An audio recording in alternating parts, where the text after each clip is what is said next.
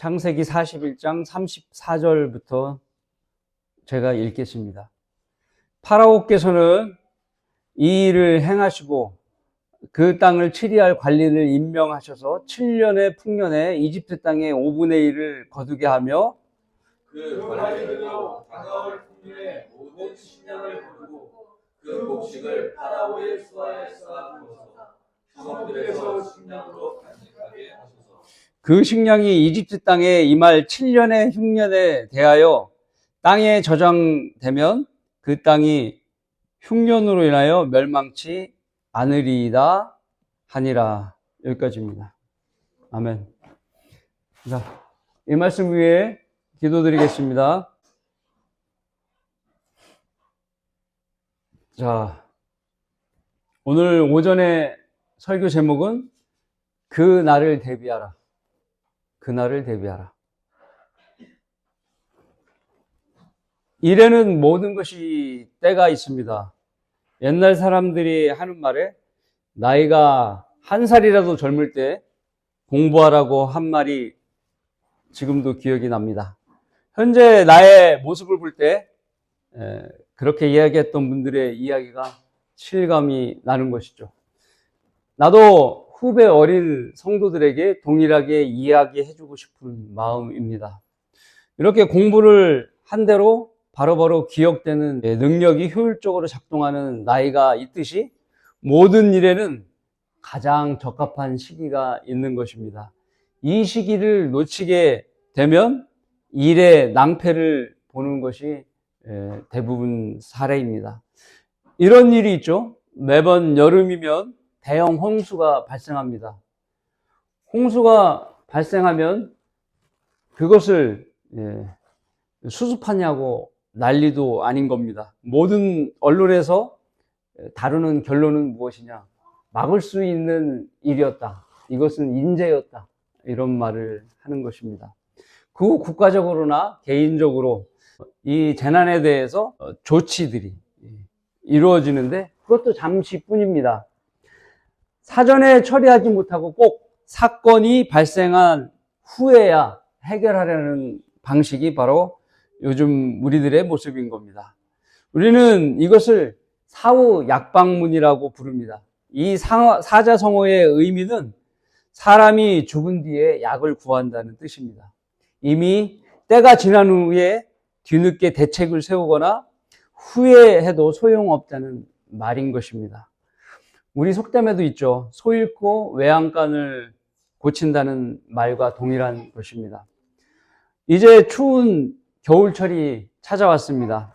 가정에서 사용되는 것들 중 개인 난방 기구는 화재의 원인이 되기 때문에 전기 과열로 이렇게 화재가 발생할 수 있습니다.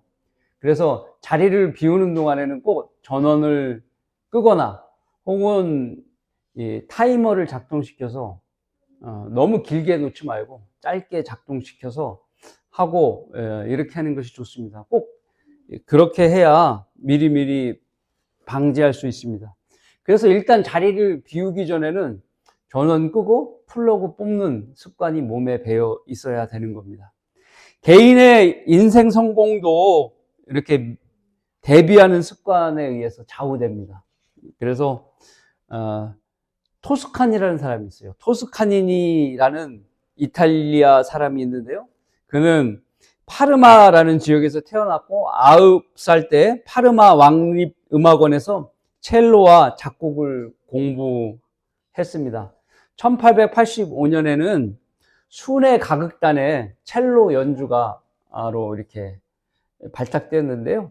그의 음악 경력이 바로 첼로 연주로부터 시작된 겁니다. 그런 그에게 약점이 하나 있는데요. 그는 아주 심한 근시였습니다. 그래서 연주 중에 악보를 보면서 연주할 수가 없었던 것입니다. 그래서 그가 한 일은 뭐냐면 악보를 다 외우는 거예요.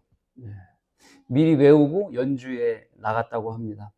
그러던 어느 날 연주회가 열리기 직전에 악단의 제일 중요한 지휘자가 갑자기 병원에 입원하는 일이 생긴 겁니다. 지휘자는 곡의 전부를 알고 지휘를 해야 되는데 큰일이 난 것이죠. 그런데 오케스트라 안에 토스카니니만 그 악보를 다 외우고 있었기 때문에 지휘자로 쓰이게 됐다는 거예요.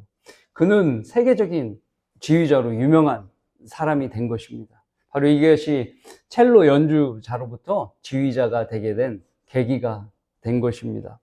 그가 자신의 시력으로 인해서 자신이 악보를 외우는 일을 하지 않았다면 어찌 세계적인 지휘자가 될 수 있었겠습니까? 예. 토스카니 일은 매우 특이한 예화지만 우리 삶에서도 특별한 시간을 내어서 대비하는 일은 현재보다 더 나은 기회를 준다는 사실을 이로써 알 수 있습니다. 특히나 그 대비하는 일들이 주님을 섬기는 일이라면 성공과 번영은 하나님의 말씀으로 100% 보장이 되는 것입니다. 오늘 본문 창세기 41장 34절부터 36절의 말씀은 이스라엘의 11번째 아들 요셉인데요. 그는 예수 그리스도의 강력한 예표의 인물입니다. 그는 형제들에 의해서 이집트 노예로 팔려간 후에 포티발의 수하에 있었으나 포티발의 아내의 모함으로 인하여 억울하게 감옥에 갇혔습니다. 그런데 요셉은 꿈을 해석하는 남다른 지혜를 갖고 있었습니다. 그래서 그 감옥 동료가 꿈을 꿨거든요. 그 동료는 파라오에게 술 따르는 임무를 맡았던 자입니다. 그가 꾼 꿈을 요셉이 해석해 주었는데 그 해석대로 술 따르는 임무를 맡은 자는 왕의 그 관직에 다시 복귀할 수 있었습니다. 그런데 얼마 후 파라오도 꿈을 꾸게 되는데요. 그 꿈의 해석이 매우 궁금했는데 술 따르는 자가 그때 감옥 안에서 요셉을 떠올리게 된 겁니다. 그래서 요셉을 불러들여서 꿈 해석을 해주게 된 것입니다. 그 해석의 요지는 미래에 7년의 풍년이 있을 것이고 그 7년이 지나고 나면 아주 극심한 가뭄의 흉년의 7년이 있다는 것입니다. 그리고 오늘 본문 말씀처럼 오늘 본문 말씀 34절서부터 36절의 말씀을 하게 되는 거예요. 그 일을 대비할 것을 파라오에게 조언한 겁니다. 파라오는 꿈을 해석한 요셉에게 두 7년을 관리할 임무가 맡겨지고 이집트의 대리 통치자의 지위가 주어지게 된 것입니다. 요셉은 그의 말대로 7년의 흉년을 잘 대비하기 위해 풍년 때 추수한 것을 땅에 저장하여서 그 땅이 흉년으로 인하여 멸망하지 않고 오히려 이집트의 왕실의 부는 번창하게 만들었던 것입니다. 현재 이 교회 시대 끝자락에 우리는 살고 있습니다. 이 지구에 닥칠 일들은 누구의 꿈을 통해서 알려진 것이 아닙니다. 성경에 의해서 명확하게 예언된 사실입니다. 성경은 여러분도 잘 알게 있겠지만 예언서예요. 예언서. 예언의 말씀이 많이 들어 있습니다. 800가지의 예언 중에 예수 그리스도의 초림으로 300가지가 이루어졌고 나머지 예수 그리스도께서 재림하시면 100가지의 예언이 성취가 되는 것입니다. 바로 예언의 말씀인 성경을 통해서 미래에 닥칠 일이 명확하게 알려진 것입니다. 자, 이제부터 7년의 흉년을 잘 대비한 요셉의 7위처럼 주님이 우리를 부르러 오시면서 시작되는 그리스도의 날을 대비하여야 할 그리스도의 모습은 어떻게 할지 살펴보도록 하겠습니다. 그리스도의 날을 대비할 우리의 모습은 어떠해야 합니까? 첫 번째, 하나님께 경배드리는 일에 소홀하지 말아야 합니다. 말씀은 요한복음 4장 23절입니다. 그러나 참된 경배자들이 아버지께 영과 진리로 경배 드릴 때가 오나니 바로 지금이라. 이는 아버지께서 자기에게 경배 드리는 그런 자들을 찾으심이니라. 자, 이 시대에 영과 진리로 경배하는 경배자의 숫자가 아무리 적다 해서 하나님께서 아쉬워하시겠습니까? 전혀 그렇지 않다는 겁니다. 이미 하나님께서는 하늘에서 40억 명이 넘는 혼들의 경배를 받고 계십니다. 그들 중에 신실한 순교자들도 있고 유명한 필라델피아의 영웅들도 있는 것입니다. 그렇기 때문에 이 땅에 드려지는 예배도 참된 경배자들이 드려지는 예배만을 원하시는 것입니다. 그러므로 경배하는 일이 누구를 위한 일이겠습니까? 나 자신을 위한 일인 겁니다. 우리가 지상에 있을 때에도 우리 자신을 위한 일이고 이후에 들림 받은 후에도 주님으로부터 받게 될 상급을 고려해 본다고 하더라도 더욱 우리 자신을 위한 일이 명확한 사실인 겁니다. 경배의 기준을 하나님의 입장으로 바라보았을 때 경배로 나아가는 마음이 참되지 못하면 경배자의 자격이 될 수 없습니다. 예를 들어서 세상 더러운 죄들을 씻어내지 못한 자나 고약한 자기 자존심만을 들춰내는 자나 성도 간에 음흉한 속내를 품고 거짓된 마음으로 예배하는 자는 경배자의 자격이 없는 것입니다. 그러한 성도라면 빨리 돌이키지 않으면 하나님께서 예배의 자리에서 쫓아내 버리시는 것입니다. 그러기 전에 가장 거룩하고 가장 순수하고 가장 진솔한 마음으로 겸손히 하나님께 나아가는 예배자가 되어야 합니다. 그래야 비로소 자신으로 인하여 하나님께 기뻐 받아들여질 산 제물이 드려지는 것입니다. 이러한 사람들이 있습니다. 거리가 너무 멀어서요. 실시간으로 유튜브를 시청하면 되는 것이죠. 저는 온라인 송금으로 헌금도 하고 있습니다. 요즘 세상에 누가 꼬박꼬박 교회 다닙니까? 라고 핑계대는 사람이 있습니다. 그 기준은 누구의 기준이죠? 오직 사람의 기준인 겁니다. 우리가 드리는 경배는 하나님께 드리는 것이지 사람에게 드리는 게 아니잖아요.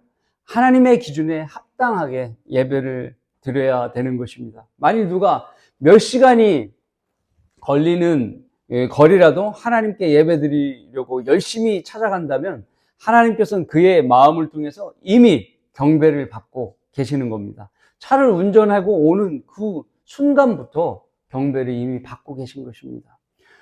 따뜻한 방에서 휴대폰이나 모니터를 통해서 실시간으로 화면을 보면서 자신은 예배 드린다고 하지만 그것은 하나님 기준으로 예배가 아닌 겁니다. 중병에 걸려 나오지 못할 상황을 빼고 인정을 받을 수 없는 것입니다. 공산 치하에서 사람들의 눈길을 피해 주일 예배를 드리기 위해 수킬로의 눈밭을 걸어 산속에서 모이고 눈 속에 발이 빠지는 상태로 서서 예배하던 그리스도인들이 무지해서 그런 일을 했겠습니까? 생각해 봐야 될 문제입니다. 이런 사람들과 달리 온라인으로 예배하는 사람들을 하나님께서 이미 영적으로 죽은 자로 여기시는 겁니다.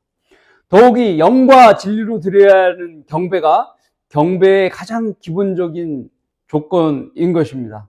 그런데 이 기본적인 사항을 지키지 않는 교회들이 대한민국에는 너무 많은 것입니다. 앞서 말씀드린 대로 예배의 기준은 오로지 하나님께서 정하신 기준대로 따라야 하는 것입니다. 마치 구약에서 지성소는 대사자장만 들어가고 피가 없이는 들어가지 못했던 것처럼 예배자의 자격은 말씀에 정해진 대로인 것입니다. 예배에 정해진 영과 진리의 기준에서 영이란 예수 그리스도의 피뿌림을 통해서 죄를 용서받고 구원의 영, 성령이 있는 성도를 뜻하는 것입니다. 왜냐하면 그는 선택받은 세대요, 왕 같은 제사장이며 거룩한 민족이요, 독특한 백성이기 때문에 예배의 참여가 말씀에 합당한 것입니다. 누구도 구원받지 못한 개나 돼지나 심지어 이리로 비유되는 죄인들은 예배에 참여해서는 안 되는 것입니다. 또한 두 번째 진리란 바로 성경을 말하는 겁니다. 바로 바른 성경의 말씀을 가지고 예배를 드려야 되는 겁니다. 사탄이 변개한 성경을 들고 예배를 드린다면 하나님을 모독하는 행위입니다. 변개된 성경은 진리가 될 수 없습니다. 진품이 아니라 모조품, 가짜, 짝퉁인 것으로서 가치가 없는 것입니다. 만일 구원받은 성도가 가짜 성경을 들고 예배를 드린다 해서 하나만 충족되면 하나님께서 예배를 받아주십니까? 그렇지 않습니다. 하나님께서는 온전히 영과 진리로 경배 드리는 것을 예배로 받아주시는 겁니다. 하나님께서 구원의 말씀도 또 심판의 말씀도 모두가 성경을 기준으로 판단하시고 보증하시는 것처럼 영과 진리로 드리는 경배도 성경적으로 보증하시는 겁니다. 그래서 성경대로 믿는 교회에서 하나님의 기준에 맞게 드려지는 예배가 아니면 아버지 하나님께서 기뻐하지 않으신다는 것을 알아야 합니다. 이런 점을 고려해 볼 때 이 배교의 시대에 제대로 구원받은 사람도 별로 없듯이 제대로 예배 드리는 사람도 그 수가 적다는 것을 예상할 수 있습니다. 이렇게 주일 예배를 드리는 일들이 우리에게 얼마나 귀한 일입니까? 구원받고 바른 진리를 찾게 하도록 인도하신 하나님께 우리는 감사드림이 마땅한 것입니다. 조금 있으면 이 땅에는 하나님께 예배 드릴 수 없는 날이 찾아오는 것입니다. 우리가 하늘로 옮겨진 후에 그 시기가 되기를 우리 바랄 뿐인 것입니다. 독재 국가는 기독교를 허용하지 않게 되어 있습니다. 그것은 그들이 또 다른 신생 종교를 만들어야 하기 때문입니다. 북한도 주체 사상이 종교예요. 그것처럼 현재 세계 정부는 에큐메니칼로 모든 종교가 통합되는 방향으로 흘러가고 있습니다. 또한 그 정부는 특정 국가의 특정 인종, 특정 종교를 비방하거나 배타적인 입장을 내세우면 글로벌주의에 합당치 않은 것으로 간주해 버리고 금하는 것입니다. 이것이 차별금지법입니다. 쉽게 말해 세계가 하나로 합쳐지는 것에 방해되는 것은 모두 제거되어야 할 장애물로 여기는 것입니다. 이제 정말 거리가 문제가 되어서 예배를 드리지 못하는 핑계보다 감옥에 갇힐까봐 경배를 못 드린다는 핑계가 나오는 시대가 올 것입니다. 그때가 오기 전에 우리는 최선을 다해서 모이고 예배하고 그런 시기가 오기 전에 주님께 우리를 불러 하늘로 올려달라고 열심히 기도해야 하는 것입니다. 그날을 대비해서 여러분의 각오는 어떠십니까? 아직도 자신의 처지만을 고려하여 예배를 오전과 오후 하나로 보지 않고 각각으로 생각하고 있지는 않습니까? 제도권 교회들은 1부에서부터 5부까지 자기 편리한 시간대로 시간을 선택해서 하도록 하고 있지만 그것은 성경적인 전통이 아닙니다. 오전과 오후 예배가 하나인 것이 성경적인 온전한 전통입니다. 하나님께서는 그러한 온전한 예배를 드리는 경배자를 지금 찾고 계신 것입니다. 지난주에도 드렸다고 이번 주에 안 드리는 도 되는 것이 아닙니다. 지금 드리는 것이 바로 예배인 것입니다. 지금 드릴 수 있는 이 소중함을 잊지 않는다면 주님은 매주 예배를 드릴 수 있도록 여러분을 매주 이 자리에 건강한 모습으로 세우실 것입니다.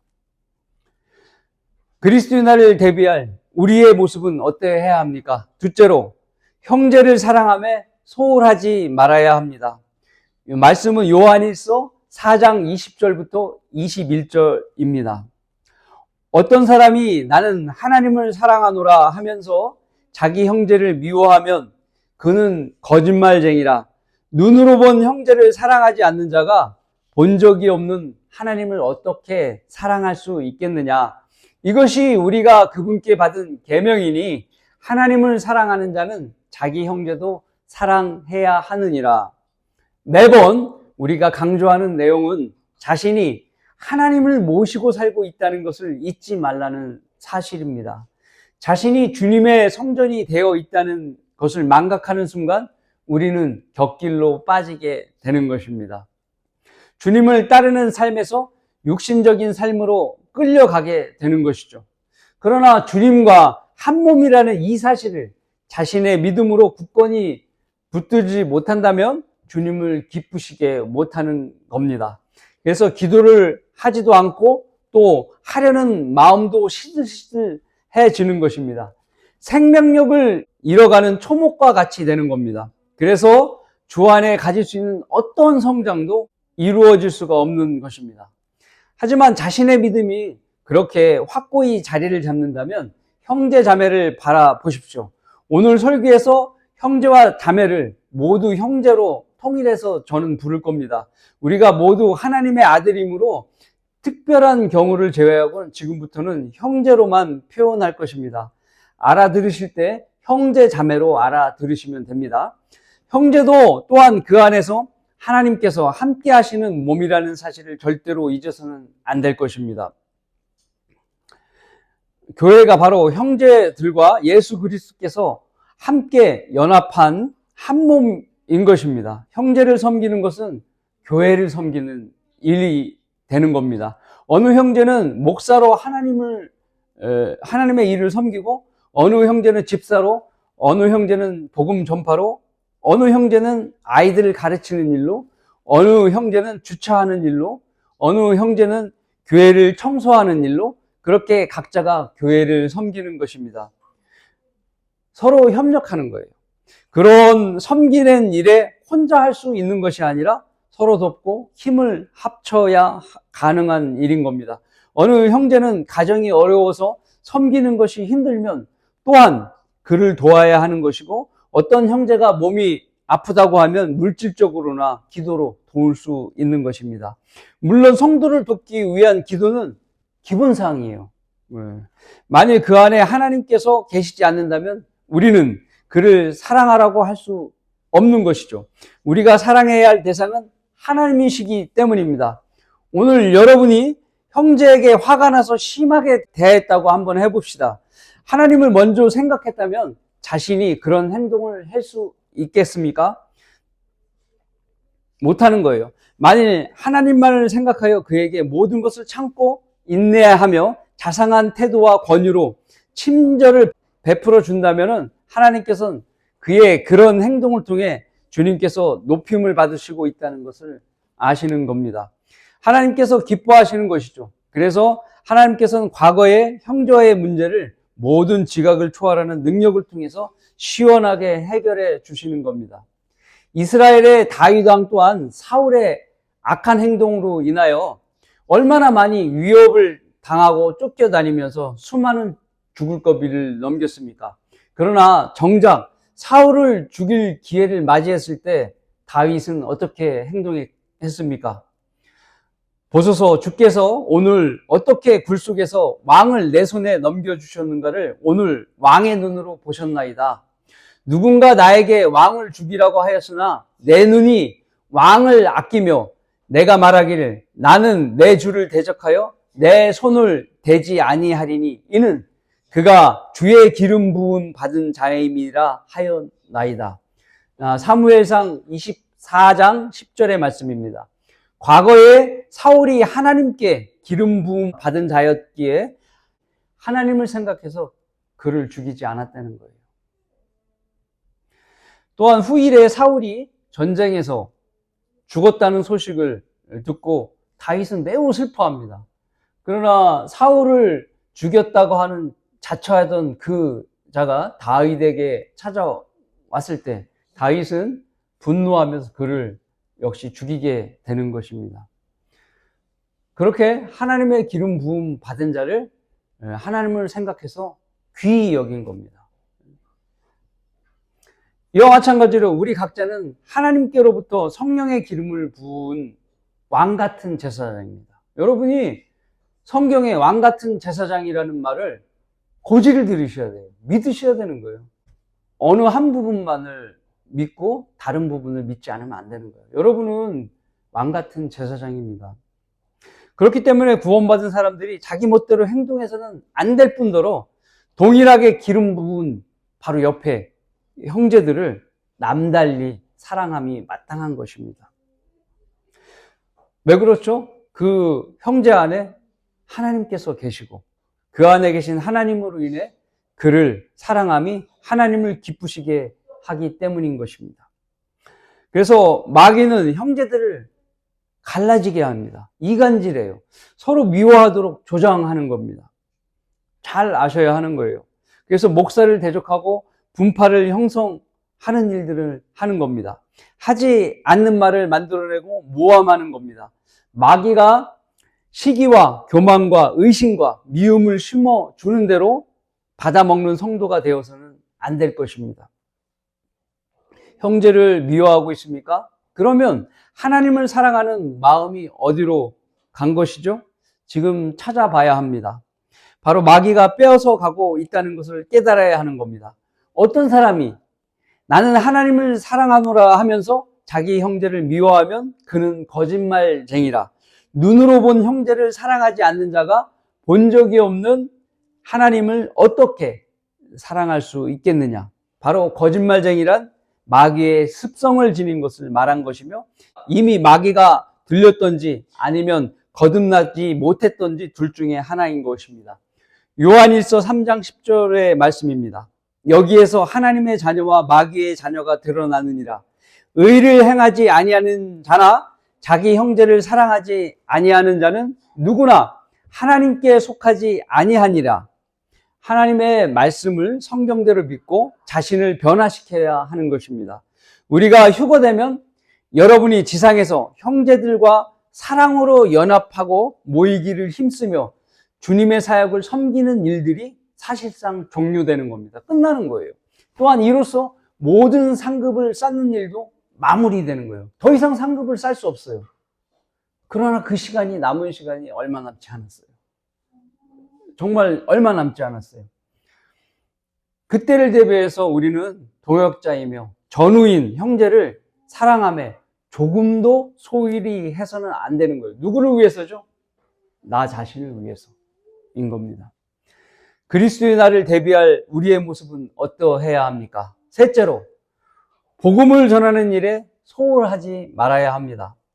너는 말씀을 전파하라. 때를 얻든지 무엇 얻든지 항상 대비하라. 모든 오래 참음과 교리로 견책하고 책망하며 권고하라. 디모데후서 4장 2절의 말씀입니다. 휴거와 함께 그리스도의 날이 시작되면 지상에서는 더 이상 하나님의 아들이 나오지 않게 됩니다. 믿음만으로 구원받는 시대가 종료되는 겁니다. 그리스도의 몸을 입고 영원히 사는 기회가 이제 마감되는 거예요. 아직 거듭나지 못한 사람들은 그 기회가 영원히 끝나는 거예요. 대환란 시대에 구원받는 사람들은 그리스도의 몸을 입는 것이 아니에요. 자기의 몸을 입는 겁니다. 이 날이 가까이 오면 세상은 아주 어려운 마지막 날들의 모습을 가지게 되는 거예요. 지금도 현재 그런 모습들이 보여지고 있지 않습니까? 쉽게 복음을 거부하는 시대가 오는 겁니다. 왜 주님은 오시지 않는 것이냐라고 하지 말고 때를 얻든지 못 얻든지 항상 대비해야 됨을 말씀하고 있습니다. 그리고 말씀을 전파하는 일을 지속해야 합니다. 바른 교리를 지켜야 합니다. 바른 교리, 그것이 나를 지키는 힘이에요. 바른 복음을 통해 혼들을 또 지속적으로 이겨와야 합니다. 여러분의 가정은 안전하십니까? 모두가 구원 받았습니까? 가까운 친척은 어떻습니까? 아버지나 형제나 남편이나 아내나 모두 다 구원을 확실히 확인하고 검증해야 됩니다. 그들은 대환란을 들어가지 않을 것 같습니까? 점검하십시오. 혹시 아직 안전하지 않은 상태라면 다시 점검하시고 꺼진 불도 다시 봐야 합니다. 왜냐하면 그들은 남이 아니기 때문에 그렇습니다. 들림받은 후에 내가 가장 가슴 아파할 사람들이기 때문입니다. 거리에서 만난 사람들이야 두 번 다시 만날 날이 없고 하나님께서 그날에 인도해 주셨기에 내가 복음을 제대로 전했다면 모든 것을 하나님의 뜻에 맡길 뿐인 겁니다. 하지만 내 가족이면 누구도 낙오자가 없어야 하기 때문에 이 점에 대해서 철저히 점검해야 합니다. 시간이 얼마 남지 않았기 때문에 꺼진 불도 다시 봐야 하는 것입니다. 또한 시간을 낼 수 있다면 거리에 나가 전도지를 전하는 열정도 필요합니다. 스펄전 목사는 영국의 유명한 설교자이며 복음 전도자였습니다. 어느 날 그가 택시를 탔는데요. 택시기사가 이렇게 말했습니다. 손님, 아주 오래전에 손님을 모신 적이 있습니다. 그러나 저는 기억하지 못하네요. 미안하군요. 스펄전의 말에 기사는 주머니에 빛바랜 신약 성경을 꺼내며 정중히 말했습니다. 10년 전에 일이었는데요. 기억하시지 못하는 게 당연하죠. 그때 손님께서 이 조그만 성경을 주시며 읽어보라고 하셨지요. 저는 이 성경을 읽고 예수 그리스도를 믿었으며 다시 태어나 행복하게 살고 있습니다. 라고 했다는 것입니다. 그래서 스펄전처럼 우리도 때를 얻든지 못 얻든지 복음을 전하다 보면 누구는 작은 책자든지 전도지든지 보고 구원을 받을 수 있게 되는 겁니다. 이제 조금 있으면 주님께서 각자의 이름을 부르실 겁니다. 여러분 단지 몸 하나만 가지고 올라가는 겁니다. 성경책 이런 것도 들고 올라갈 수 없어요. 몸만 가는 거예요. 그러나 여러분이 구령한 성도들도 하나님께서 그날에 함께 올려주실 겁니다. 그들은 여러분을 찾아와서 몇 년 전에 어디서 전도지를 받고 제가 구원 받았거든요. 또 명동에서 CGV에서 저를 구령하지 않았습니까? 이렇게 찾아와서 이야기하는 겁니다. 기쁜 거죠. 참으로 그날은 기쁜 날이 되는 겁니다. 데살로니가전서 2장 19절은 이렇게 말씀합니다. 우리의 소망이나 기쁨이나 자랑의 면류관이 무엇이냐? 그가 오실 때 우리 주 예수 그리스도 앞에 있을 너희가 아니겠느냐? 너희가 누굽니까? 우리가 구령한 그 사람인 겁니다. 그들은 바로 주 예수 그리스도 앞에 서게 될 우리의 자랑의 면류관이 될 것입니다.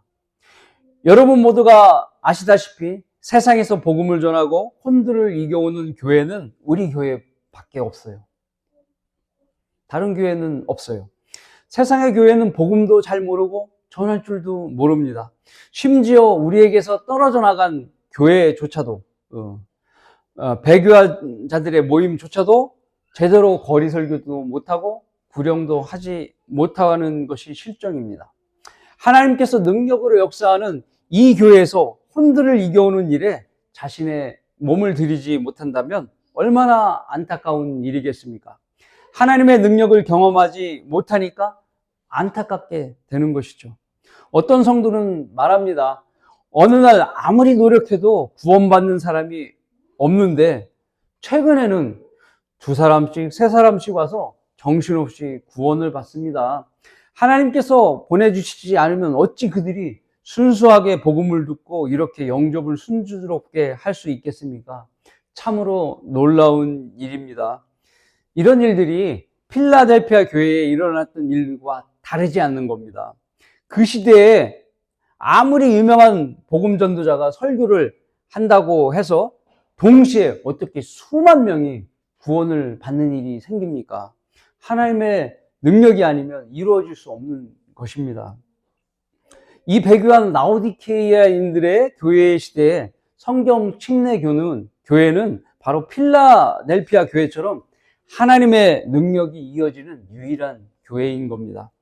여러분이 주님을 사랑하길 원하십니까? 이 교회에서 열심히 주님을 섬기십시오.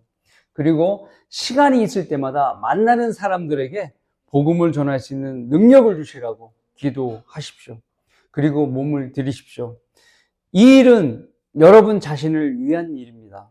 내가 여러분의 상을 받는 것도 아니고 어느 누구도 여러분의 상을 탈취할 수가 없습니다. 예수 그리스도께서 그날에 여러분 각자에게 정확하게 계산하여 주실 것입니다. 결론을 맺습니다. 이는 우리 모두가 반드시 그리스도의 심판석 앞에 나아가서 선이든 악이든 각자 자기가 행한 것에 따라 자기 몸으로 행한 것을 받을 것이기 때문이라. 고린도 후서 5장 10절의 말씀입니다. 그리스도인들은 대환란을 대비하지도 적그리스도를 기다리지도 않습니다. 우리가 대비하는 것은 예수 그리스도의 피를 모르는 자들과 다른 것입니다. 우리가 바라는 것은 더 좋은 부활이며 이를 위해 우리에겐 헌신만이 현명한 일인 겁니다. 아무리 좋은 음식을 권한다고 하더라도 자신이 입맛에 맞지 않아서 거부한다면 누가 대신 먹여줄 수 없는 것입니다. 복음을 거부하고 불 속으로 들어가는 악인들이 지옥을 대비하지 못하여 영원한 고통을 겪는 것은 오로지 자기 책임인 것처럼 그리스도의 심판석을 대비하지 못해서 유업이 없는 성도는 오로지 자신의 책임인 것입니다. 맛있는 부위만 골라 먹는 믿음은 성경대로 믿는 믿음이 아닙니다. 성경의 말씀이 있는 그대로 모두를 믿음으로 적용하면 그 믿음이 자신에게 현실이 되어 복으로 이어지는 것입니다. 주님의 공중재림이 정말 얼마 남지 않은 이 시점에 자신을 열심히 돌아보아 누구도 하나님의 은혜에 미치지 못하는 자가 없어야 하며 누구도 쓴뿌리가 나와서 형제들을 괴롭게 하거나 혹 그 쓴뿌리 때문에 다른 형제들이 더럽혀지지 않도록 주의해야 합니다. 음행하는 자나 순간의 욕망의 재단에 천년 왕국의 유업을 날려버리는 속된 자가 없도록 주의해야 하는 것입니다. 하나님의 도우시는 능력을 한순간이라도 의심하지 말고 하나님의 사랑과 은혜 안에서 달려갈 길을 지속하다가 들림받아서 영광스러운 그리스도의 심판석에서 여러분 모두가 칭찬과 영광과 존귀를 듬뿍 받으시길 바라겠습니다. 아멘.